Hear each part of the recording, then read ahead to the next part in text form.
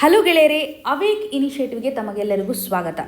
ಈ ಒಂದು ಪ್ಲ್ಯಾಟ್ಫಾರ್ಮ್ನ ಮುಖ್ಯ ಉದ್ದೇಶ ಅಂತಂದರೆ KPSC ಹಾಗೂ UPSC ಎಕ್ಸಾಮಿನೇಷನ್ಗೆ ಸಂಬಂಧಪಟ್ಟಂತೆ ಮುಖ್ಯ ಪರೀಕ್ಷೆ ಅಥವಾ ಮೇನ್ಸ್ ಎಕ್ಸಾಮಿನೇಷನಲ್ಲಿ ನಮಗೆ ಬೇಕಾಗಿರುವಂಥ ಇಂಪಾರ್ಟೆಂಟ್ ಸ್ಕಿಲ್ ಸೆಟ್ ಅಂತಂದರೆ answer writing. So answer writing ಅಂತ ಬಂದಾಗ ನಮ್ಗೆ ಏನಾಗುತ್ತೆ ಅಂದರೆ ಸಾಕಷ್ಟು ಕಂಟೆಂಟ್ ಇರುತ್ತೆ, ಬಟ್ ಯಾವ ರೀತಿಯಾಗಿ ಅದನ್ನು ನಾವು ಫ್ರೇಮ್ ಮಾಡಬೇಕು ಅನ್ನೋದನ್ನು ಮಿಸ್ ಮಾಡ್ತಾ ಇರ್ತೀವಿ. ಅದರಲ್ಲೂ ನ್ಯೂಸಲ್ಲಿರುವಂಥ ಟಾಪಿಕಲ್ಲಿರುವಂಥ ಕಂಟೆಂಟನ್ನು ನಾವು ಎಷ್ಟರ ಮಟ್ಟಿಗೆ ಬಳಕೆ ಮಾಡ್ಕೋಬೋದು ಅನ್ನೋದು ಸಹ ಒಂದು ಸ್ಕಿಲ್. ಸೊ ಈ ಒಂದು ಆಧಾರದ ಮೇಲೆ ಡೈಲಿ ಬೇಸಿಸ್ ಮೇಲೆ ಕೆಲವೊಂದಿಷ್ಟು ಟಾಪಿಕನ್ನು ಡಿಸ್ಕಷನ್ ಮಾಡ್ತಾ ಹೋಗೋಣ. ಇದರ ಮುಖಾಂತರ ನೀವು ಮೇನ್ಸಲ್ಲಿ ಆನ್ಸರ್ ಬರೆಯುವಾಗ ಈಸಿಯಾಗಿ ಬರೀಬಹುದು. ಸೊ ಇವಾಗ ಔಟ್ ಆಫ್ ಪಾಕೆಟ್ ಎಕ್ಸ್ಪೆಂಡಿಚರ್ ಅಂತ ನಾವು ತೆಗೆದುಕೊಳ್ಳೋದಾದರೆ ರೀಸೆಂಟ್ಲಿ ಒಂದು ರಿಪೋರ್ಟನ್ನು ನ್ಯಾಷನಲ್ ಹೆಲ್ತ್ ಅಕೌಂಟ್ಸ್ ಅವರು ರಿಲೀಸ್ ಮಾಡಿದ್ದಾರೆ. ಸೊ ಇದರ ಆಧಾರದ ಮೇಲೆ ನಾವು ಇದ್ರ ಬಗ್ಗೆ ಏನು ತಿಳಿದುಕೊಳ್ಬೇಕು, ಮೋಸ್ಟ್ ಆಫ್ ದ ಟಾಪಿಕ್ ಏನಿರುತ್ತೆ ಅಂದರೆ ಪ್ರಿಲಿಮ್ಸ್ ಹಾಗೂ ಮೇನ್ಸಲ್ಲೂ ಸಹ ಇಂಪಾರ್ಟೆಂಟ್ ಆಗುತ್ತೆ. ಇವಾಗ ಇದರಿಂದ ಆಗುವಂಥ ಕಾನ್ಸಿಕ್ವೆನ್ಸಸ್ ಏನು ಅಂತ ಬರುತ್ತಲ್ಲ, ಅದನ್ನು ನಾವು ಮೇನ್ಸಲ್ಲಿ ಯೂಸ್ ಮಾಡ್ಕೋತೀವಿ. ಇಂಪ್ಲಿಕೇಶನ್ಸ್ ಆಗಿರ್ಬೋದು, ರೀಸನ್ಸ್ಗಳಾಗಿರ್ಬೋದು, ಇವುಗಳೆಲ್ಲ ನಮಗೆ ಮೇನ್ಸ್ ಪರ್ಸ್ಪೆಕ್ಟಿವಲ್ಲಿ ಬೇಕಾಗುತ್ತೆ. ಔಟ್ ಆಫ್ ಪಾಕೆಟ್ ಎಕ್ಸ್ಪೆಂಡಿಚರ್ ಅಂದರೆ ಏನು ಅನ್ನುವಂಥ ಒಂದು ಕ್ಲಾರಿಟಿ ಪ್ರಿಲಿಮ್ಸಲ್ಲೂ ಸಹ ನಮಗೆ ಟರ್ಮಿನಾಲಜಿಯ ಆಧಾರದ ಮೇಲೆ ಸಹಕಾರಿಯಾಗುತ್ತೆ. ಸೊ ಹಾಗಾಗಿ ಡೈಲಿ ಬೇಸಿಸ್ ಮೇಲೆ ಕೆಲವೊಂದಿಷ್ಟು ಟಾಪಿಕ್ಸ್ಗಳನ್ನು ಪಿಕ್ ಮಾಡ್ತಾ ನಿಮಗೆ ಯಾವುದಾದ್ರೂ ಟಾಪಿಕ್ ಬೇಕಿದ್ದರೆ ನೀವು ಕಮೆಂಟ್ನ ಮುಖಾಂತರ ನಮಗೆ ತಿಳಿಸ್ಕೊಡ್ಬೋದು. ಸೊ ನಿಮ್ಗೆ ಏನೇ ಕನ್ಸರ್ನ್ ಇದ್ರೂ ಸಹ ಈ ಒಂದು ಇನಿಷಿಯೇಟಿವ್ಗೆ ಸಂಬಂಧಪಟ್ಟಂಥ ಫೀಡ್ಬ್ಯಾಕನ್ನು ನಾವು ಎಕ್ಸ್ಪೆಕ್ಟ್ ಮಾಡ್ತೇವೆ. ಸೊ ಇವತ್ತು ಸೆಲೆಕ್ಟ್ ಮಾಡ್ಕೊಂಡಿರುವಂತಹ ಮೊದಲ topic out of packet expenditure. ಈ ಒಂದು ಟಾಪಿಕ್ ಮೇಲೆ ಕ್ವಶನ್ಸ್ ಹೇಗೆ ಬರುತ್ತವೆ ಅಥವಾ ಇದಕ್ಕೆ ಸಂಬಂಧಪಟ್ಟಂಥ ಇನ್ಫಾರ್ಮೇಷನ್ ನಿಮಗೆ ಗೊತ್ತಿದ್ದರೆ ಅದನ್ನು ನೀವು ಯಾವ ರೀತಿಯಾಗಿ ಯೂಸ್ ಮಾಡ್ಕೋಬೋದು ಅನ್ನೋದನ್ನು ನಾವು ನೋಡಬೇಕು. ಸೊ ಮೊದಲು ಮೀನಿಂಗ್ ಯಾವ ರೀತಿಯಾಗಿದೆ ಅಂತ ಗೊತ್ತಿರಬೇಕಾಗುತ್ತೆ. ಮತ್ತು ರೀಸೆಂಟಾಗಿ ಕೊಟ್ಟಿರುವಂಥ ಒಂದು ರಿಪೋರ್ಟನ್ನು ನೋಡ್ಬೋದು. ರಿಪೋರ್ಟ್ನ ಹೇಳೋ ಪ್ರಕಾರ ಡಿಕ್ಲೈನ್ ಆಗ್ತಾ ಇದೆ ಅಂತ ಹೇಳ್ತಾ ಇದ್ದಾರೆ. ಸೊ ಡಿಕ್ಲೈನ್ ಆಗ್ತಾ ಇರೋದ್ರಿಂದ ಯಾವ ರೀತಿಯಂಥ ಇಂಪ್ಲಿಕೇಶನ್ಸ್ಗಳಾಗಿರ್ಬೋದು, ಯಾಕೆ ಡಿಕ್ಲೈನ್ ಆಗಿದೆ ಅನ್ನುವಂಥ ರೀಸನ್ಸ್ಗಳನ್ನು ಸಹ ನಾವಿಲ್ಲಿ ಅರ್ಥ ಮಾಡ್ಕೋಬೇಕಾಗುತ್ತೆ. ಸೊ ಇದು ನಮ್ಮ ಇವತ್ತಿನ ಸ್ಟ್ರಕ್ಚರ್ ಅಂತಲೇ ಹೇಳ್ಬೋದು. ಔಟ್ ಆಫ್ ಪಾಕೆಟ್ ಎಕ್ಸ್ಪೆಂಡಿಚರ್ ಅಂದರೆ ಏನು ಅನ್ನೋದ್ರ ಬಗ್ಗೆ ನಾವು ಮೊದಲು ತಿಳ್ಕೊಳ್ಬೇಕಾಗುತ್ತೆ. ಸೊ ಇವಾಗ ನಾವು ಮೆಡಿಕಲ್ ಸರ್ವೀಸಸ್ಗೋಸ್ಕರ ಅಂತ ನಮ್ಮ ಒಂದು ಓನ್ ಪಾಕೆಟಿಂದ ಮನಿಯನ್ನು ಹೆಚ್ಚು ಎಕ್ಸ್ಪೆಂಡಿಚರ್ ಮಾಡ್ತಾ ಇದ್ದೀವಿ ಅಂತ. ಸೊ ಇವತ್ತು ಜನರು ತಮಗೆ ಬೇಕಾಗುವಂಥ ಒಂದು ಮೆಡಿಕಲ್ ಸರ್ವೀಸಸನ್ನು ತಮ್ಮ ಒಂದು ದುಡ್ಡಿನಿಂದನೇ ಇವತ್ತು ತೆಗೆದುಕೊಳ್ತಾ ಇದ್ದಾರೆ ಅಂತ. ಸೊ ಇವಾಗ ಡಾಕ್ಟರ್ ವಿಸಿಟ್ಸ್ ಆಗಿರ್ಬೋದು, ಮೆಡಿಸಿನ್ಸ್ಗಳಾಗಿರ್ಬೋದು, ಅಥವಾ ಹಾಸ್ಪಿಟ್ಸಲ್ಲಿ ಇವತ್ತು ಸ್ಟೇ ಮಾಡುವಂಥ ಸ್ಥಿತಿಗತಿಗಳಿರ್ತವೆ. ಈ ಒಂದು ಸಂದರ್ಭದಲ್ಲಿ ನಾವು ಹೆಚ್ಚು ದುಡ್ಡನ್ನು ಖರ್ಚು ಮಾಡಬೇಕಾಗತ್ತೆ. ಸೊ ಹಾಗಾಗಿ ನಾವು ನಮ್ಮ ಒಂದು ಸ್ವಂತ ಮನಿಯನ್ನು ಕೊಡ್ತಾ ಇದ್ದೀವಿ ಅಂತ. ಸರ್ಕಾರ ಈ ಒಂದು ಹೆಲ್ತ್ ಸರ್ವೀಸಸನ್ನು ಎಲ್ಲರಿಗೂ ಸಹ ಅಫೋರ್ಡೆಬಲ್ ಆಗಿರುವಂತೆ ಮಾಡ್ತಾ ಇದ್ದಾರೆ. ಅಂದರೆ ಇವಾಗ ಹೆಲ್ತನ್ನು ನಾವು ಏನು ಕನ್ಸಿಡರ್ ಮಾಡ್ಬೋದು, ಪಬ್ಲಿಕ್ ಗೂಡ್ ಅಂತಲೇ ಕನ್ಸಿಡರ್ ಮಾಡ್ಬೋದು. ಈ ಒಂದು ಪಬ್ಲಿಕ್ ಗೂಡು ಎಲ್ಲರಿಗೂ ಸಹ ಅವೈಲೇಬಲ್ ಇರುವಂತೆ ಸರ್ಕಾರದ ಒಂದು ಸಾಕಷ್ಟು ಎಫರ್ಟ್ಸ್ ಇದ್ರೂ ಸಹ ಔಟ್ ಆಫ್ ಪಾಕೆಟ್ ಎಕ್ಸ್ಪೆಂಡಿಚರು ಹೆಚ್ಚಾಗ್ತಾ ಇರೋದನ್ನು ನಾವು ಮೊದಲು ಕಾಣ್ತಾ ಇದ್ವಿ. ಯಾಕೆಂತಂದರೆ ಹೆಚ್ಚು ಜನ ಇವಾಗ ಗೌರ್ಮೆಂಟ್ ಹಾಸ್ಪಿಟಲ್ಸಲ್ಲಿ ಹೆಚ್ಚು ಫೆಸಿಲಿಟೀಸ್ಗಳು ಸಿಕ್ಕಲ್ಲ, ಅಥವಾ ಅಲ್ಲಿ ನಾವು ರಿಲೇ ಆಗಲಿಕ್ಕೆ ಆಗಲ್ಲ, ಡಿಪೆಂಡ್ ಆಗಲಿಕ್ಕೆ ಆಗಲ್ಲ ಅಂತ ಹೆಚ್ಚು ಪ್ರೈವೇಟ್ ಹಾಸ್ಪಿಟಲ್ಸ್ಗೆ ವಿಸಿಟ್ ಮಾಡ್ತಾ ಇರೋದನ್ನು ಕಾಣ್ತಾ ಇದ್ದೀವಿ. ಸೊ ಹಾಗಾಗಿ ಸರ್ಕಾರ ಏನು ಮಾಡ್ತಾ ಇದೆ, ಇವಾಗ ಸಾಕಷ್ಟು ಇನ್ಶೂರೆನ್ಸ್ ಸ್ಕೀಮ್ಸ್ಗಳಾಗಿರ್ಬೋದು, ಅಥವಾ ಸರ್ಕಾರದ ಒಂದು ಯೋಜನೆ ನಡಿನಲ್ಲಿ ಎಲ್ಲರಿಗೂ ಅಫೋರ್ಡೆಬಲ್ ಆಗಿರುವಂತೆ ಇವಾಗ BPL ಕಾರ್ಡ್ ಇರುವಂತಹ ವ್ಯಕ್ತಿ ಗೌರ್ಮೆಂಟ್ ಹಾಸ್ಪಿಟಲ್ಸ್ಗೆ ಹೋದರೆ ಸಾಕಷ್ಟು ಫೆಸಿಲಿಟೀಸ್ಗಳನ್ನು ಪಡೆದುಕೊಳ್ತಾರೆ. ಸೊ ಇನಿಷಿಯಲಿ ಒಂದು 10 ರೂಪೀಸ್ 20 ರೂಪೀಸ್ ಈ ರೀತಿಯಾಗಿ ತೆಗೆದುಕೊಳ್ತಾರೆ. ಸೊ ಅದಾದಮೇಲೆ ಅವ್ರಿಗೆ ಎಲ್ಲ ಸ್ಕ್ಯಾನಿಂಗ್ ಆಗಿರ್ಬೋದು, ಯಾವುದೇ ಒಂದು ಟೆಸ್ಟನ್ನು ತೆಗೆದುಕೊಳ್ಳೋದಾಗಲಿ, ಎಲ್ಲ ಮೆಡಿಸಿನ್ಸ್ಗಳನ್ನು ಸಹ ಫ್ರೀಯಾಗಿ ಕೊಡೋದನ್ನು ನಾವು ಕಾಣ್ತಾ ಇದ್ದೀವಿ. ಸೊ ಜನರಿಕ್ ಮೆಡಿಸಿನ್ಗೆ ಸಂಬಂಧಪಟ್ಟಂತೆ ಸಹ ಸರ್ಕಾರ ಎಫರ್ಟ್ಸನ್ನು ಹಾಕಿರೋದಾಗಿ ನಾವು ಕನೆಕ್ಟ್ ಮಾಡ್ಬೋದು. So out of packet expenditure ಅಂದರೆ ನಿಮಗೆ ಕ್ಲಿಯರ್ ಆಯಿತು. ಸೊ ಇಲ್ಲಿ ನಾವು ಮೆಡಿಕಲ್ ಸರ್ವಿಸಸ್ಗೆ ಸಂಬಂಧಪಟ್ಟಂತೆ ನಮ್ಮ ಒಂದು ದುಡ್ಡನ್ನು ಕೊಡ್ತಾ ಇದ್ದೀವಿ. ಇದನ್ನು ನಿಮ್ಮ ಒಂದು ವರ್ಡ್ಸಲ್ಲೇ ಬರೆಯೋಕ್ಕೆ ಟ್ರೈ ಮಾಡಿ. ಸೊ ನಿಮಗೆ ಅರ್ಥ ಆಗಿದೆ ಅಲ್ವಾ? ಇದರ ಆಧಾರದ ಮೇಲೆ ನೀವು ನಿಮ್ಮ ಒಂದು ವರ್ಡ್ಸಲ್ಲಿ ಫ್ರೇಮ್ ಮಾಡ್ಬೋದು. ಸೊ ಇವಾಗ ನಾವು ಹೆಚ್ಚು ಎಕ್ಸ್ಪೆಂಡಿಚರನ್ನು ಹೆಲ್ತ್ ಸರ್ವಿಸಸ್ ಮೇಲೆ ಮಾಡ್ತಾ ಇರೋದ್ರಿಂದ ನಮಗೆ ಬೇಕಾಗಿರುವಂತಹ ಅದರ್ ಬೇಸಿಕ್ ನೀಡ್ಸನ್ನು ಫುಲ್ಫಿಲ್ ಮಾಡ್ಕೊಳ್ಳಿಕ್ಕೆ ಕಷ್ಟ ಆಗುತ್ತೆ.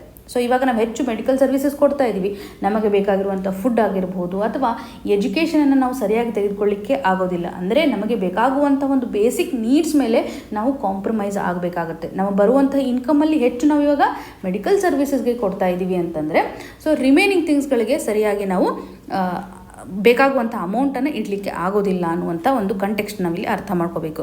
ಸೊ ರೀಸೆಂಟ್ ಆಗಿರುವಂಥ ಒಂದು ರಿಪೋರ್ಟನ್ನು ಕಾಣ್ಬೋದು. ಯಾರು ರಿಪೋರ್ಟ್ ಅನೌನ್ಸ್ ಮಾಡಿದ್ದಾರೆ? National health accounts. ಸೊ ಇವರು ರಿಲೀಸ್ ಮಾಡಿರುವಂಥ ರಿಪೋರ್ಟ್ನ ಆಧಾರದ ಮೇಲೆ ಈ ಒಂದು ರಿಪೋರ್ಟ್ನ ಡೇಟಾ 2021 ಹಾಗೂ 22. ಸೊ ಇಲ್ಲಿರುವಂಥ ಒಂದು ಸರ್ವೆ ನಮಗೆ ಹೇಳ್ತಾ ಇದೆ. ಇದೊಂದು ಪಾಸಿಟಿವ್ ಟ್ರೆಂಡನ್ನು ತೋರಿಸ್ತಾ ಇದೆ. ಭಾರತದಲ್ಲಿ out of packet expenditure decline ಆಗಿದೆ ಅನ್ನೋದ್ರ ಬಗ್ಗೆ ಹೇಳ್ತಾ ಇದ್ದಾರೆ. ಸೊ ನಿಮ್ಮ ಒಂದು ಆನ್ಸರಲ್ಲಿ ಈ ಒಂದು ರಿಪೋರ್ಟ್ನ ಒಂದು ಹೈಲೈಟ್ಸನ್ನು ಎಂಫೋಸಿಸ್ ಮಾಡಲೇಬೇಕಾಗುತ್ತೆ. ಯಾಕೆಂದರೆ ಸರ್ಕಾರ ಇವತ್ತು ಎಲ್ಲರಿಗೂ ಅಫೋರ್ಡೆಬಲ್ ಇರ್ತಕ್ಕಂತಹ ಅಥವಾ ಎಕ್ಸೆಸಿಬಲ್ ಇರ್ತಕ್ಕಂಥ ಹೆಲ್ತ್ ಸಿಸ್ಟಮಲ್ಲಿ ಬದಲಾವಣೆ ಮಾಡಲಿಕ್ಕೆ ಸಾಕಷ್ಟು ಇನಿಷಿಯೇಟಿವ್ಸ್ಗಳನ್ನು ತೆಗೆದುಕೊಳ್ತಾ ಇದೆ. ರೀಸೆಂಟಾಗಿ ಪಾರ್ಲಿಮೆಂಟು ಸಹ GDPಯ ಒಂದು ಪರ್ಸೆಂಟೇಜ್ನ ಆಧಾರದ ಮೇಲೆ ಹೆಲ್ತ್ ಸೆಕ್ಟರ್ ಅಲ್ಲಿ 1.9% ಎಕ್ಸ್ಪೆಂಡಿಚರನ್ನು ಮಾಡ್ತಾ ಇದ್ದೀವಿ ಅನ್ನುವಂಥದ್ದನ್ನು ಸಹ ಅನೌನ್ಸ್ ಮಾಡಿದ್ದಾರೆ. ಆಗಸ್ಟ್ ಮಂತಲ್ಲೇ ರೀಸೆಂಟಾಗಿ ರಿಲೀಸ್ ಮಾಡಿರುವಂಥ ಒಂದು ರಿಪೋರ್ಟ್ ನಮಗೆ ಹೇಳುತ್ತೆ. ಸೊ ಹೆಲ್ತ್ ಸೆಕ್ಟರ್ ಮೇಲೆ ಸರ್ಕಾರದ ಒಂದು ಎಕ್ಸ್ಪೆಂಡಿಚರನ್ನು ಸಹ ಇಲ್ಲಿ ಗಮನ ಹರಿಸ್ಬೋದು. ಬೇಸಿಕಲಿ ಇದರಿಂದ ಪಾಸಿಟಿವ್ ಎಫೆಕ್ಟ್ಸ್ ಏನಿದೆ ಅಂತಂದರೆ, ನಾವು ಎಸೆನ್ಷಿಯಲ್ ಗೂಡ್ಸ್ಗಳನ್ನು ಫುಡ್ ಹಾಗೂ ಎಜುಕೇಷನ್ಗೆ ಸಂಬಂಧಪಟ್ಟಂತೆ ಫೋಕಸನ್ನು ಮಾಡ್ಬೋದು. ಮತ್ತು ನಮ್ಮ ದೇಶದಲ್ಲಿ ಪವರ್ಟಿ ಹೆಚ್ಚಾಗ್ತಾ ಇರೋದ್ರಿಂದ ಅಗೇನ್ ಇವಾಗ ಹೆಲ್ತ್ ಇಶ್ಯೂಸ್ಗಳನ್ನು ರಿಸಾಲ್ವ್ ಮಾಡಬೇಕು ಅಂತಂದರೆ ಅಫೋರ್ಡೆಬಲ್ ಆಗಿರುವಂಥ ಕಂಡೀಷನ್ಸ್ ಕ್ರಿಯೇಟ್ ಆಗೋದು ತುಂಬ ಇಂಪಾರ್ಟೆಂಟ್. ಕೆಲವೊಂದಿಷ್ಟು ಟ್ರೀಟ್ಮೆಂಟ್ಗಳಿಗೆ ಬೇಕಾಗುವಂಥ ಒಂದು ಕಾಸ್ಟನ್ನು ಸಹ ಸರ್ಕಾರ ಭರಿಸ್ತಾ ಇರೋದನ್ನು ನಾವು ಕಾಣ್ತಾ ಇದ್ದೀವಿ. ಸೊ ಇದರಡಿನಲ್ಲಿ ಸರ್ಕಾರ ಇನ್ಶೂರೆನ್ಸ್ ಸ್ಕೀಮ್ಸ್ಗಳನ್ನು ತರ್ತಾ ಇದೆ. ಹೆಲ್ತ್ ಇನ್ಶೂರೆನ್ಸ್ ಸ್ಕೀಮ್ಸ್ ಮೇಲೂ ಸರ್ಕಾರ ಸಾಕಷ್ಟು ಎಫರ್ಟ್ಸನ್ನು ಹಾಕ್ತಾ ಇದೆ. ಸೊ ಇದರಿಂದ ನಾವು ಫೈನಾನ್ಷಿಯಲ್ ಹಾರ್ಡ್ಶಿಪ್ ಏನಿದೆಯಲ್ಲ ಇದನ್ನು ರೆಡ್ಯೂಸ್ ಮಾಡಬಹುದು ಅನ್ನುವಂಥ ಒಂದು ಕಂಟೆಕ್ಸ್ಟನ್ನು ನಾವಿಲ್ಲಿ ಕವರ್ ಮಾಡಬೇಕು. ಇನ್ನು ರೀಸನ್ಸ್ಗಳು ಏನಿದೆ ಅಂತ ನಾವು ಡೀಟೇಲ್ ಆಗಿ ಎಕ್ಸ್ಪ್ಲನೇಷನನ್ನು ಮಾಡಬೇಕಾಗುತ್ತೆ. ನಿಮಗೆ ಜನರಲ್ ಆಗಿ ಗೊತ್ತಿದೆ ಸರ್ಕಾರ ಹೆಲ್ತ್ ಸೆಕ್ಟರ್ ಮೇಲೆ ಹೆಚ್ಚು ಎಕ್ಸ್ಪೆಂಡಿಚರ್ನ ಮಾಡ್ತಾ ಇದೆ. ಸೊ ಯಾವ ರೀತಿಯಾಗಿ ಮಾಡ್ತಾ ಇದೆ ಅನ್ನುವಂಥ ಒಂದು ಗಮನವನ್ನು ಸಹ ಹರಿಸಬೇಕು. ಇವಾಗ ಗೌರ್ಮೆಂಟ್ ಎಕ್ಸ್ಪೆಂಡಿಚರ್ನ ಇನ್ಕ್ರೀಸ್ ಮಾಡಿದೆ. ಇಲ್ಲಿ ಒಂದು ಕಂಪ್ಯಾರಿಸನನ್ನು ಸಹ ನೀವು ಮೆನ್ಷನ್ ಮಾಡ್ಬೋದು. 2014 ಹಾಗೂ 15 ಈ ಒಂದು ಸಂದರ್ಭದಿಂದ ಇವ್ರು ಕೊಟ್ಟಿರುವಂಥ ಒಂದು ಡೇಟಾ 2021 ಹಾಗೂ 22ರಲ್ಲಿ ಡೇಟಾ ಇದೆ. ಈ ಒಂದು ಡೇಟಾನ ಆಧಾರದ ಮೇಲೆ ಸರ್ಕಾರದ ಒಂದು ಹೆಲ್ತ್ ಎಕ್ಸ್ಪೆಂಡಿಚರ್ಗೆ ಸಂಬಂಧಪಟ್ಟಂತೆ ನೋಡೋದಾದರೆ 1.13 ಇರುವಂಥದ್ದು ಇವಾಗ 1.84 ಆಗಿದೆ ಅನ್ನುವಂಥ ಒಂದು ಡೇಟಾವನ್ನು ಕೊಟ್ಟಿದ್ದಾರೆ. ನಾವು ರೀಸೆಂಟಾಗಿರುವಂಥ ಅಪ್ಡೇಷನ್ಸನ್ನು ನೋಡೋದಾದರೆ ಇದೇ ಇಯರಲ್ಲಿ 2024 ಆಗಸ್ಟ್ ಮಂತಲ್ಲಿ ಪಾರ್ಲಿಮೆಂಟ್ ಹೇಳಿರೋ ಪ್ರಕಾರ 1.9% ಆಫ್ GDP ಅಂತ ಹೇಳ್ತಾ ಇದೆ. ಸೊ ಇದನ್ನು ಸಹ ನೀವು ಯೂಸ್ ಮಾಡ್ಕೋಬೋದು. ಸೊ ಇದರ ಆಧಾರದ ಮೇಲೆ ಹೆಲ್ತ್ ಫೆಸಿಲಿಟೀಸ್ಗಳು, ಹೆಲ್ತ್ ಸರ್ವಿಸಸ್ಗಳು ಹೆಚ್ಚಾಗಿದೆ ಅನ್ನುವಂಥದ್ದನ್ನು ನಾವು ಎಂಫಸಿಸ್ ಮಾಡಬೇಕು. ಸೊ ಯಾವುದೇ ರೀತಿಯಾಗಿ ನಾವು ಪಾಯಿಂಟನ್ನು ಎಂಫಸಿಸ್ ಮಾಡುವಾಗ ಡೇಟಾವನ್ನು ಕೊಟ್ಟರೆ ನೀವು ಹೆಚ್ಚು ಅಥೆಂಟಿಕೇಟೆಡ್ ಆಗಿ ಹೇಳ್ತಾ ಇದ್ದೀರಿ ಅನ್ನುವಂಥ ಒಂದು ಫೀಲಿಂಗನ್ನು ತಂದುಕೊಳ್ಳುತ್ತೆ. ಇವಾಗ ಸೋಷಿಯಲ್ ಸೆಕ್ಯೂರಿಟಿ ಎಕ್ಸ್ಪೆಂಡಿಚರನ್ನು ಸಹ ನಾವು ಗಮನ ಹರಿಸೋದಾದರೆ, ಸೋಷಿಯಲ್ ಸೆಕ್ಯೂರಿಟಿ ಎಕ್ಸ್ಪೆಂಡಿಚರ್ ಅಂತಂದರೆ ಪರ್ಟಿಕ್ಯುಲರ್ಲಿ ಸೋಷಿಯಲ್ ಹೆಲ್ತ್ ಪ್ರೋಗ್ರಾಮ್ ಮೇಲೆ ಎಷ್ಟು ಮಟ್ಟಿಗೆ ಫೋಕಸನ್ನು ಮಾಡ್ತಾ ಇದೆ. ಇವಾಗ ಓವರಾಲ್ ಹೆಲ್ತ್ ಎಕ್ಸ್ಪೆಂಡಿಚರನ್ನು ನಾವು ಗಮನ ಹರಿಸಿದ್ವಿ. ಮತ್ತು ಜನರಲ್ ಆಗಿ ಸೋಷಿಯಲ್ ಸೆಕ್ಯೂರಿಟಿ ಎಕ್ಸ್ಪೆಂಡಿಚರ್ ಅಂತಂದರೆ ಇಲ್ಲಿ ಪರ್ಟಿಕ್ಯುಲರ್ಲಿ ಇನ್ಶೂರೆನ್ಸ್ ಸ್ಕೀಮ್ಸ್ ಅಂತ ಹೇಳ್ತೀವಿ, ಹೆಲ್ತ್ ಪ್ರೋಗ್ರಾಮ್ಸ್ ಅಂತ ಹೇಳ್ತೀವಿ. ಸೊ ಇದರಲ್ಲೂ ಸಹ ಸರ್ಕಾರ ಒಂದು ಫಂಡಿಂಗನ್ನು ಎನ್ಹ್ಯಾನ್ಸ್ ಮಾಡಿದೆ. ಇಲ್ಲಿ ಪರ್ಸೆಂಟೇಜನ್ನು ಕಂಪ್ಯಾರಿಸನ್ ಮಾಡೋದಾದರೆ 5.7% ಇರುವಂಥದ್ದು ಇವಾಗ 8.7% ಇದೆ. ಈ ಒಂದು ಸೇಮ್ ಪ್ಲ್ಯಾಟ್ಫಾರ್ಮ್ನ ಮುಖಾಂತರ ಕಂಪ್ಯಾರಿಸನನ್ನು ಮಾಡ್ತಾ ಇದ್ದಾರೆ. ಸೊ ಇದರ ಆಧಾರದ ಮೇಲೂ ನಾವು ಹೇಳ್ಬೋದು ಸೋಷಿಯಲ್ ಸೆಕ್ಯೂರಿಟಿ ಎಕ್ಸ್ಪೆಂಡಿಚರ್ ಹೆಚ್ಚಾಗಿದೆ, ಸರ್ಕಾರ ಈ ರೀತಿಯಾಗಿ ಮಾಡ್ತಾ ಇದೆ ಅನ್ನುವಂಥದ್ದನ್ನು ನೀವು ಇಲ್ಲಿ ಎಂಫಸಿಸ್ ಮಾಡಬೇಕಾಗುತ್ತೆ. ಈವನ್ ಗೌರ್ಮೆಂಟ್ ಫಂಡೆಡ್ ಇನ್ಶೂರೆನ್ಸ್ ಸ್ಕೀಮ್ಸನ್ನು ಸಹ ಎಂಫಸಿಸ್ ಮಾಡೋ ಪ್ರಕಾರ ಇದ್ರ ಬಗ್ಗೆ ಸಾಕಷ್ಟು ಕ್ಯಾಂಪೇನನ್ನು ಮಾಡ್ತಾ ಇದ್ದಾರೆ, ಅವೇರ್ನೆಸ್ಸನ್ನು ಹೆಚ್ಚು ತರ್ತಾ ಇದ್ದಾರೆ ಅಂತ. ಪರ್ಟಿಕ್ಯುಲರ್ಲಿ ಇವಾಗ ಆಯುಷ್ಮಾನ್ ಭಾರತ್ ಪ್ರೋಗ್ರಾಮನ್ನು ಕಾಣ್ತಾ ಇದ್ದೀವಿ. ಸ್ಟೇಟ್ ಲೆವೆಲಲ್ಲೂ ಸಹ ಇನ್ಶೂರೆನ್ಸ್ ಸ್ಕೀಮ್ಸ್ಗಳಿರ್ತವೆ. ಸೊ ಇದರಿಂದ ಇನ್ಶೂರೆನ್ಸ್ ಕವರೇಜ್ ಹೆಚ್ಚಾಗಿರೋದ್ರಿಂದ ಎಕನಾಮಿಕಲಿ ವಲ್ನರೇಬಲ್ ಪಾಪ್ಯುಲೇಷನ್ಸ್ ಏನಿರ್ತಲ್ಲ, ಆರ್ಥಿಕವಾಗಿ ಹಿಂದುಳಿದಂಥವ್ರಿಗೆ ತುಂಬ ಸಹಕಾರಿ ಆಗುತ್ತೆ ಅನ್ನುವಂಥ ಒಂದು ಪಾಯಿಂಟನ್ನು ಸಹ ನಾವಿಲ್ಲಿ ಎಂಫೋಸಿಸ್ ಮಾಡಬೇಕಾಗತ್ತೆ. ಸೊ ಪಬ್ಲಿಕ್ ಹೆಲ್ತ್ ಎಕ್ಸ್ಪೆಂಡಿಚರ್ಗೂ ಸಹ ಇವರು ಫೋಕಸ್ ಮಾಡ್ತಾ ಇದೆ. ಇನ್ಫ್ರಾಸ್ಟ್ರಕ್ಚರ್ ಎಕ್ಸ್ಪೆಂಡಿಚರ್ ಅಂತ ಯಾವ ರೀತಿ ಹೇಳ್ಬೋದು, ಇವಾಗ ಹಾಸ್ಪಿಟಲ್ಸ್ಗಳಲ್ಲಿ ಇರ್ತಕ್ಕಂಥ ಫೆಸಿಲಿಟೀಸ್ಗಳನ್ನು ಎನ್ಹ್ಯಾನ್ಸ್ ಮಾಡ್ತಾ ಇದ್ದಾರೆ. ಪರ್ಟಿಕ್ಯುಲರ್ಲಿ ಇವಾಗ ಹೆಲ್ತ್ ಸಿಸ್ಟಮ್ ಮೇಲೆ ಎಕ್ಸ್ಪೆಂಡಿಚರ್ನ ಇನ್ಕ್ರೀಸ್ ಮಾಡೋದ್ರಿಂದ ಹೆಚ್ಚು ಫೆಸಿಲಿಟೀಸ್ ಇತ್ತಂತಂದರೆ ಆಬ್ವಿಯಸ್ಲಿ ಇವಾಗ ಜನರು ಏನು ಮಾಡ್ತಾರೆ, ಗೌರ್ಮೆಂಟ್ ಹಾಸ್ಪಿಟಲ್ಸ್ಗಳಿಗೆ ವಿಸಿಟ್ ಮಾಡ್ತಾರೆ. ಸರ್ವಿಸ್ ಚೆನ್ನಾಗಿತ್ತಂದರೆ ಡೆಫಿನೆಟ್ಲಿ ವಿಸಿಟ್ ಮಾಡ್ತಾ ಇದ್ದಾರೆ ಅನ್ನುವಂಥ ಒಂದು ಕಂಟೆಕ್ಸ್ಟನ್ನು ಸಹ ನಾವಿಲ್ಲಿ ಕವರ್ ಮಾಡ್ಬೋದು. ಈ ಒಂದು ರೀಸನ್ಸ್ನ ಆಧಾರದ ಮೇಲೆ ನಾವಿಲ್ಲಿ ಫೋಕಸ್ ಮಾಡಬೇಕಾಗುತ್ತೆ. ಸೊ ಪರ್ಟಿಕ್ಯುಲರ್ಲಿ ಗೌರ್ಮೆಂಟ್ ಇವಾಗ ಎಕ್ಸ್ಪೆಂಡಿಚರ್ನ ಮಾಡ್ತಾ ಇದೆ, ಸೋಷಿಯಲ್ ಸೆಕ್ಯೂರಿಟಿ ಆಧಾರದ ಮೇಲೆ ಎಕ್ಸ್ಪೆನ್ಷನ್ ಆಗಿರ್ಬೋದು, ಇನ್ಶೂರೆನ್ಸ್ ಸ್ಕೀಮ್ ಅಂತ ನೀವು ಪರ್ಟಿಕ್ಯುಲರ್ಲಿ ಹೇಳಬೇಕಾಗುತ್ತೆ. ಈವನ್ ಪಬ್ಲಿಕ್ ಹೆಲ್ತ್ ಇನ್ಫ್ರಾಸ್ಟ್ರಕ್ಚರ್ ಮೇಲೂ ಸಹ ಹೆಚ್ಚು ವರ್ಕ್ ಮಾಡ್ತಾ ಇರೋದ್ರಿಂದ ಜನರಿಗೆ ಬೇಕಾಗುವಂತಹ ಫೆಸಿಲಿಟೀಸ್ಗಳು ಸಿಕ್ಕುತ್ತೆ. ಇದರೊಂದಿಗೆ ಇನ್ಫ್ರಾಸ್ಟ್ರಕ್ಚರ್ ಆ್ಯಕ್ಟಿವಿಟೀಸ್ ಅಂತಂದರೆ ಜಾಬ್ ಅಪಾರ್ಚುನಿಟಿಯನ್ನು ಸಹ ಇದು ಕ್ರಿಯೇಟ್ ಮಾಡುತ್ತೆ. ವರ್ಕ್ ಫೋರ್ಸ್ಗೆ ಬೇಕಾಗುವಂಥ ಒಂದು ಪ್ಲ್ಯಾಟ್ಫಾರ್ಮನ್ನು ಸಹ ಪ್ಯಾರಲಲ್ಲಿ ಒದಗಿಸುತ್ತೆ ಅನ್ನುವಂಥ ಪಾಯಿಂಟನ್ನು ನೀವು ಇಲ್ಲಿ ಮೆನ್ಷನ್ ಮಾಡಬೇಕು. ಇದರೊಂದಿಗೆ ಇನ್ನೂ ಒಂದು ಪಾಯಿಂಟ್ ಅಂತಂದರೆ ಇವಾಗ ಪರ್ಟಿಕ್ಯುಲರ್ಲಿ ಸರ್ಕಾರ ನಾನ್ ಕಮ್ಯುನಿಕೇಬಲ್ ಡಿಸೀಸಸ್ ಮೇಲೆ ಹೆಚ್ಚು ಫೋಕಸನ್ನು ಮಾಡ್ತಾ ಇದೆ. ಸೊ ನಾನ್ ಕಮ್ಯುನಿಕೇಬಲ್ ಡಿಸೀಸಸ್ ಅಂತಂದರೆ ಏನು, ಇವಾಗ ನಮ್ಮ ಒಂದು ಲೈಫ್ ಸ್ಟೈಲ್ನ ಆಧಾರದ ಮೇಲೆ ನಮ್ಮಿಂದ ಇನ್ನೊಬ್ಬರಿಗೆ ಬರಲ್ಲ, ನಮ್ಮಿಂದ ನಮಗೆ ಬರ್ತಕ್ಕಂಥ ಡಿಸೀಸಸ್ಗಳಿಗೆ ನಾವು ನಾನ್ ಕಮ್ಯುನಿಕೇಬಲ್ ಡಿಸೀಸ್ ಅಂತ ಕರಿಬಹುದು. ಪರ್ಟಿಕ್ಯುಲರ್ಲಿ ಇವಾಗ ಡಯಾಬಿಟಿಸ್ ಅಂತ ತೆಗೆದುಕೊಳ್ಳೋದಾದ್ರೆ ಮದರ್ ಆಫ್ ಆಲ್ ಡಿಸೀಸ್ ಅಂತಲೇ ಕರಿತೀವಿ. ಸೊ ಇದರಿಂದ ಮಲ್ಟಿಪಲ್ ಆರ್ಗನ್ಸ್ ಮೇಲೆ ಲೇಟೆಸ್ಟ್ ಸ್ಟೇಜಲ್ಲಿ ಇಂಪ್ಯಾಕ್ಟ್ ಆಗ್ತಾ ಹೋಗೋದನ್ನು ಕಾಣ್ಬೋದು. ಸೊ ಈ ಒಂದು ಹಂತದಲ್ಲಿ ನಾನ್ ಕಮ್ಯುನಿಕೇಬಲ್ ಡಿಸೀಸಸ್ಗಳಿಗೆ ಬೇಕಾಗುವಂಥ ಒಂದು ಫೋಕಸನ್ನು ಸರ್ಕಾರ ಮಾಡ್ತಾ ಇದೆ, ಟಾರ್ಗೆಟೆಡ್ ಇನಿಷಿಯೇಟಿವ್ಸನ್ನು ಮಾಡ್ತಾ ಇದೆ. ಸೊ ಇದರಿಂದ ಲಾಂಗ್ ಟರ್ಮ್ ಹೆಲ್ತ್ ಕಂಡೀಷನ್ಸನ್ನು ನಾವು ರೆಡ್ಯೂಸ್ ಮಾಡ್ಬೋದು. ಸೊ ಈ ರೀತಿಯಾಗಿರುವಂಥ ಕೀವರ್ಡ್ಸ್ಗಳನ್ನು ನೀವು ಯೂಸ್ ಮಾಡಬೇಕು. ಪೇಷಂಟ್ಸ್ ಮೇಲೆ ಇರುವಂಥ ಫೈನಾನ್ಷಿಯಲ್ ಬರ್ಡನು ಸಹ ಕಡಿಮೆ ಆಗುತ್ತೆ ಅನ್ನುವಂಥ ಒಂದು ಪಾಯಿಂಟನ್ನು ನಾವಿಲ್ಲಿ ಕನೆಕ್ಟ್ ಮಾಡ್ಬೋದು. ಇನ್ನು ಕೋವಿಡ್ನ ಸಿಚುವೇಷನಿಂದಾಗಿ ಲಾಂಗ್ ಟರ್ಮ್ ಹೆಲ್ತ್ ಸ್ಟ್ರಾಟಜಿಯನ್ನು ಸಹ ಸರ್ಕಾರ ಇವತ್ತು ಫೋಕಸ್ ಮಾಡ್ತಾ ಇದೆ. ಸೊ ಬೇಸಿಕ್ ಹೈಲೈಟ್ ಏನಿದೆ ಅಂತಂದರೆ ಹೆಲ್ತ್ ಸಿಸ್ಟಮನ್ನು ರಿವ್ಯಾಂಪ್ ಮಾಡಬೇಕಾಗತ್ತೆ. ಹಾಗಾಗಿ ಹೆಚ್ಚು ಇನ್ವೆಸ್ಟ್ಮೆಂಟನ್ನು ಮಾಡ್ತಾ ಇದ್ದಾರೆ. ಕೋವಿಡ್ನ ಒಂದು ಸಿಚುವೇಷನಿಂದಾಗಿಯೂ ಸಹ ಇಮಿಡಿಯೇಟಾಗಿ ನಾವು ಇಶ್ಯೂವನ್ನು ಅಡ್ರೆಸ್ ಮಾಡಬೇಕು. ಎಲ್ಲರಿಗೂ ಸಹ ಅಫೋರ್ಡೆಬಲ್ ಆಗಿರುವಂಥ ಸ್ಥಿತಿಗತಿಗಳನ್ನು ನಾವು ಈ ಒಂದು ಹೆಲ್ತ್ ಸೆಕ್ಟರಲ್ಲಿ ತರಬೇಕು ಅಂತ ಸರ್ಕಾರದ ಒಂದು ರೆಸ್ಪಾನ್ಸನ್ನು ಸಹ ನಾವು ಒಂದು ಲೈನಲ್ಲಿ ಮೆನ್ಷನ್ ಮಾಡಬಹುದು. ಇನ್ನು ಇದರಿಂದ ಆಗುವಂಥ ಇಂಪ್ಲಿಕೇಶನ್, ಎಸ್ ಇವಾಗ ರೆಡ್ಯೂಸ್ ಆಗಿದೆ ಅನ್ನುವಂಥ ಒಂದು ಕ್ಲಾರಿಟಿ ನಿಮಗೆ ಸಿಕ್ಕಿದೆ. ಸೊ ಇವಾಗೆಲ್ಲ ರೀಸನ್ಸ್ಗಳನ್ನು ನೋಡಿದ್ರಿ. ಸರ್ಕಾರದ ಒಂದು ಹೆಲ್ತ್ ಎಕ್ಸ್ಪೆಂಡಿಚರ್ ಆಗಿರ್ಬೋದು, ಅಥವಾ ಸರ್ಕಾರದ ಸೋಷಿಯಲ್ ಸೆಕ್ಯೂರಿಟಿ ಎಕ್ಸ್ಪೆಂಡಿಚರ್ ಆಗಿರ್ಬೋದು, ಇನ್ಶೂರೆನ್ಸ್ ಸ್ಕೀಮ್ಸ್ಗಳು, ಈ ರೀತಿಯಾಗಿ ನೀವು ಮೆನ್ಷನ್ ಮಾಡ್ತಾ ಇದ್ದೀರಾ. ಹಾಗಿದ್ರೆ ಬೆನಿಫಿಟ್ ಏನಾಗುತ್ತೆ ಅಂತ 4-5 ಪಾಯಿಂಟ್ಸಲ್ಲಿ ನೀವು ಹೇಳಬೇಕು. ರೀಸನ್ಸ್ನ ಆಧಾರದ ಮೇಲೆ ಸೊಲ್ಯೂಷನನ್ನು ಕೊಟ್ಟಂಗಾಗುತ್ತೆ. ಏನು ಸ್ಥಿತಿಗತಿಗಳಲ್ಲಿ ಬದಲಾವಣೆ ಆಗುತ್ತೆ ಅಂತ ನೀವು ಹೇಳ್ಬೋದು. ಇವಾಗ ಎಕ್ಸ್ಪೆಂಡಿಚರ್ನ ಹೆಚ್ಚು ಮಾಡೋದ್ರಿಂದ ಹೆಲ್ತ್ ಎಕ್ಸೆಸಿಬಿಲಿಟಿ ಇರುವಂಥ ಒಂದು ಕಂಡೀಷನ್ಸನ್ನು ಇದು ಕ್ರಿಯೇಟ್ ಮಾಡುತ್ತೆ. ಸೊ ನೀವು ಇವಾಗ ಏನು ಡಿಸ್ಕಸ್ ಮಾಡಿದಿರಲ್ಲ ಅದನ್ನು ಸ್ವಲ್ಪ ಡಿಫ್ರೆಂಟಾಗಿ ಮೆನ್ಷನ್ ಮಾಡಬೇಕು. ಡಿಫ್ರೆಂಟ್ ವರ್ಡಿಂಗ್ಸ್ಗಳನ್ನು ನೀವು ಇಲ್ಲಿ ಯೂಸ್ ಮಾಡಬೇಕು.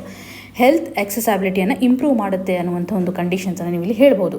ಸೊ ಇದರಿಂದ ಎಲ್ಲರಿಗೂ ಸಹ ಅಫೋರ್ಡೆಬಲ್ ಆಗಿರುವಂಥ ಕಂಡೀಷನ್ಸ್, ಎಸ್ಪೆಷಲಿ ಇವಾಗ ರೂರಲ್ ಏರಿಯಾವನ್ನು ನಾವು ಗಮನ ಹರಿಸಿದ್ದು ಆದರೆ ಅಲ್ಲಿ ಫೈನಾನ್ಷಿಯಲ್ ಬರ್ಡನ್ಸ್ಗಳು ತುಂಬ ಇರುತ್ತೆ.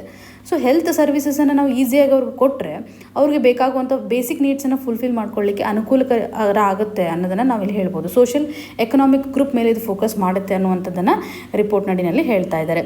ಇನ್ನು ಪಬ್ಲಿಕ್ ಹೆಲ್ತ್ ಸಿಸ್ಟಮ್ ನಡಿನಲ್ಲೂ ಸಹ ಆಗುವಂಥ ಒಂದು ಬದಲಾವಣೆಯನ್ನು ನೋಡ್ಬೋದು.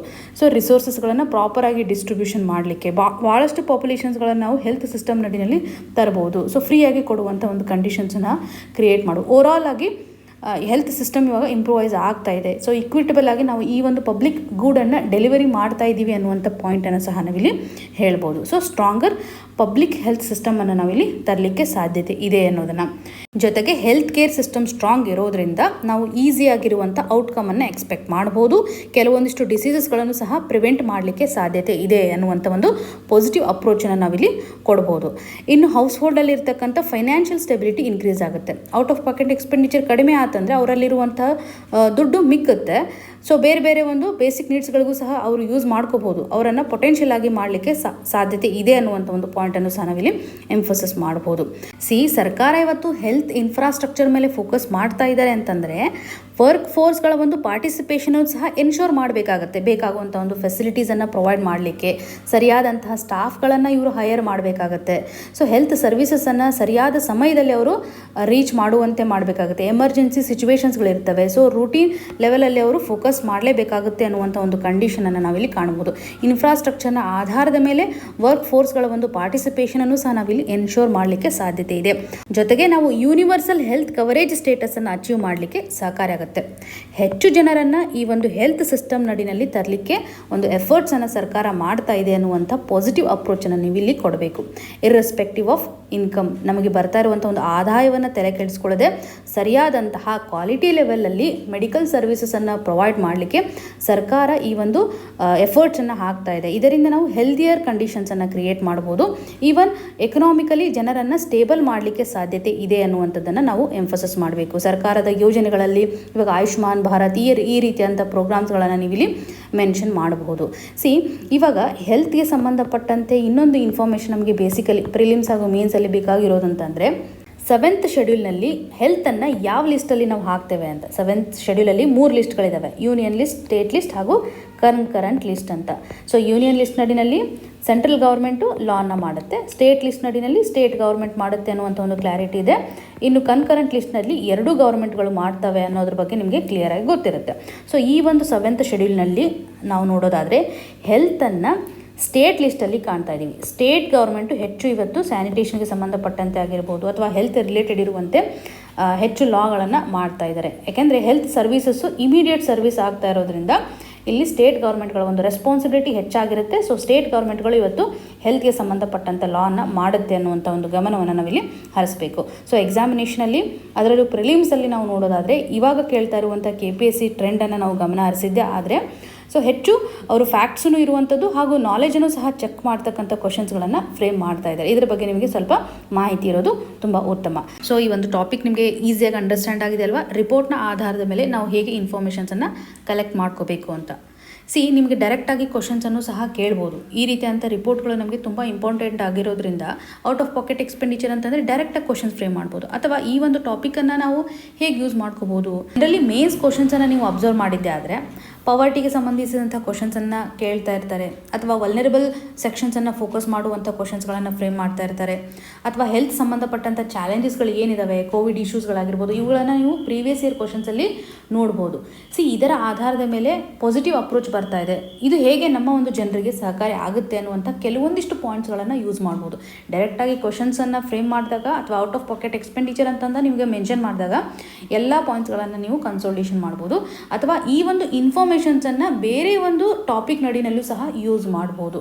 ಪಾಸಿಟಿವ್ ಅಪ್ರೋಚನ್ನು ಕೊಡುವಾಗ ಈ ಒಂದು ಇಶ್ಯೂವನ್ನು ಅಡ್ರೆಸ್ ಮಾಡಲಿಕ್ಕೆ ಸಾಧ್ಯತೆ ಇದೆ ಅನ್ನುವಂಥ ಕ್ಲಾರಿಟಿ ನೀವು ಹೊಂದಬೇಕಾಗುತ್ತೆ. ಇವಾಗ ನೆಕ್ಸ್ಟ್ ನೀವು KPSCಗೆ ಫೋಕಸ್ ಮಾಡ್ತಾ ಇದ್ದೀರಿ ಅಂತಂದರೆ, KPSC ಎಕ್ಸಾಮಿನೇಷನ್ ಮೇನ್ಸ್ಗೆ ಸಂಬಂಧಪಟ್ಟಂತೆ ರೀಸೆಂಟಾಗಿ KPSC ಅನೌನ್ಸ್ ಮಾಡಿರೋ ಪ್ರಕಾರ ಜೂನ್ ಮಂತಲ್ಲಿ ಕಂಡಕ್ಟ್ ಆಗ್ಬೋದು ಅಂತ. ಡೈಲಿ ಬೇಸಿಸ್ ಮೇಲೆ 1 ಅಥವಾ 2 ಟಾಪಿಕ್ನ ಮುಖಾಂತರ ನಾವು ಈ ಒಂದು ಸ್ಕಿಲ್ ಸೆಟ್ಟನ್ನು ಅಥವಾ ಸ್ಟ್ರಕ್ಚರಿಂಗ್ ಮಾಡುವಂಥ ಒಂದು ಸ್ಟೈಲನ್ನು ಬೆಳೆಸ್ಕೊಳ್ತಾ ಹೋದರೆ ಈಸಿಯಾಗಿ ಯಾವುದೇ ಫಿಯರ್ ಇಲ್ಲದೆ ನಾವು ಮೇನ್ಸನ್ನು ಬರೀಲಿಕ್ಕೆ ಸಾಧ್ಯತೆ ಇದೆ. ಹೆಚ್ಚು ಮಾರ್ಕ್ಸನ್ನು ನಾವು ಪಡೆದುಕೊಳ್ಬೋದು. ನಿಮಗೆ ಏನೇ ಒಂದು ಕನ್ಸರ್ನ್ ಇದ್ರೂ ಸಹ ನಮಗೆ ಕಮೆಂಟ್ನ ಮುಖಾಂತರ ತಿಳಿಸಿಕೊಡಿ ಅಂತ ಹೇಳ್ತಾ ಆಲ್ ದ ವೆರಿ ಬೆಸ್ಟ್. ಧನ್ಯವಾದಗಳು.